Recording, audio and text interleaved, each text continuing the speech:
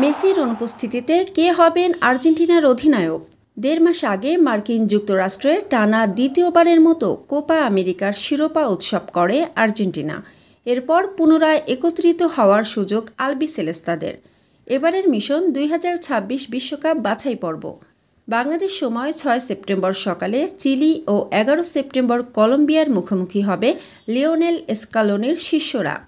এখন প্রশ্ন উঠেছে, আর্জেন্টিনা জাতীয় দলে অধিনায়কের দায়িত্ব পালন করবেন কে?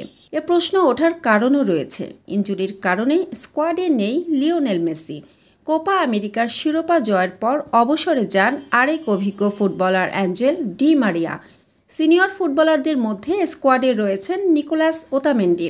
অধিনায়ক হওয়ার দৌড়ে এ ডিফেন্ডারকে এগিয়ে রাখছেন অনেকে। তবে আর্জেন্টাইন গণমাধ্যমগুলোর দাবি, অধিনায়ক হিসেবে নতুন কাউকে বেছে নিতে পারেন আর্জেন্টাইন কোচ লিওনেল স্কালোনি। দেশটির গণমাধ্যমের মতে, অধিনায়ক হওয়ার দৌড়ে অনেকটা এগিয়ে রয়েছেন মিডফিল্ডার রদ্রিগো ডি পল। কোপা আমেরিকার ফাইনালে পায়ের গোড়ালিতে গুরুতর আঘাত পান দলের নিয়মিত অধিনায়ক মেসি। ফলে জায়গা হয়নি জাতীয় দলের স্কোয়াডে। মানসম্মত হাঁস ও মুরগের চাহিদা পূরণ করতে আল আমিন হালাল লাইফ পোল্ট্রি রয়েছে আপনারই পাশে। আমরা হাঁস, মুরগ, কবুতর, কোয়েল, টার্কি ও খরগোশ পাইকারি মূল্যে বিক্রয় করি।